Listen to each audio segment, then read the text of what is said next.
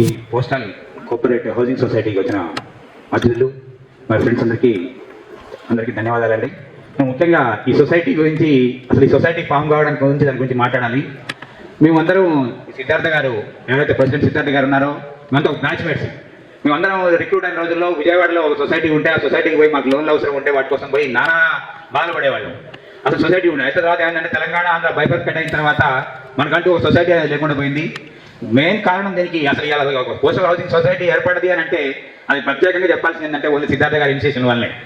అసలు ఆయన మమ్మల్ని అందరినీ కూడా కలిసి ఏంటన్నా మనకు లేదు, వాళ్ళు అందరూ వాళ్ళు ఏమి మనకు వద్దంటున్నారు, మన సంబంధం లేదంటున్నారు, కాబట్టి మన తెలంగాణకు ఒక సొసైటీ ఉండాలి, ఖచ్చితంగా మనకంటూ ఒక ఫ్యామిలీస్ అన్ని కూడా మనకు బెనిఫిట్ ఏదైనా ఉంటాయి. ఇంతకుముందు ఎట్లా ఉండదంటే యాక్చువల్గా దీనికంటే ముందు కూడా కొన్ని హౌసింగ్ సొసైటీ చేశారు పోస్టల్ డిపార్ట్మెంట్ వాళ్ళు.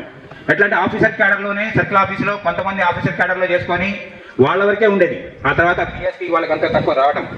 అయితే తర్వాత ఏంటంటే మేమేం చేసినామంటే సరే అందరికీ రావాలి, ఇది అందరు ప్రతి ఎంప్లాయీ దీంట్లో బెనిఫిట్ పొందాలి, ప్రతి ఎంప్లాయీ మంచిగా సంతోషంగా మనం ఏదైనా గ్యారంటీగా సొసైటీ ఏర్పడితే ఏమైందంటే దాని నుంచి మనం ఏ ప్రాజెక్ట్ చేపట్టినా కూడా ఖచ్చితమైన ఒక నమ్మకం అనేది ఉంటుంది. కాబట్టి ఆ విధంగా ఒక సొసైటీని ఏర్పాటు చేయడం కోసం దాదాపు 2 సంవత్సరాల ప్రయత్నం తర్వాత ఈ హౌసింగ్ సొసైటీ అనేది ఏర్పడింది.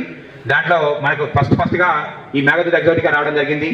దాని ఫస్ట్ ప్రాజెక్ట్ ఇది. తర్వాత ఓపెన్ ప్లాట్స్ అలాంటివి కూడా చాలా నెక్స్ట్ టైం చేస్తాం. సొసైటీ ఏర్పాటు చేయడం ముఖ్యమైనంటే ఇంకొకటి 1000 మంది మెంబర్షిప్ కనుక చేసిన తర్వాత మనం గవర్నమెంట్ ల్యాండ్స్ కోసం కూడా గవర్నమెంట్ కూడా అప్పీల్ చేసుకొని ఇట్లా మేము ఇంతమంది సభ్యులు ఉన్నాం, ఇంత సొసైటీ ఇంత పెద్దది ఉంది మనం, కాబట్టి మాకు గవర్నమెంట్ ల్యాండ్ కేటాయించమని అడగడానికి అవకాశం ఉంటుంది. కాబట్టి ముఖ్యంగా సొసైటీ ఆ ఉద్దేశంతో మేము ఫామ్ చేయడం జరిగింది.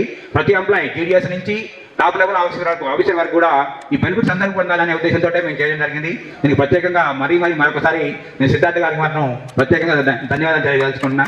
Okay, thank you. వేరే ఏం లేదు, అన్ని రకాలుగా చూసి స్టాండర్డ్స్ తీసుకొని మేము ఫాలో అవడం జరిగింది. కాబట్టి అందరూ ధైర్యంగా తీసుకోవచ్చు దీన్ని ఎవరైనా సరే. Thank you. Housing Society. Follow us on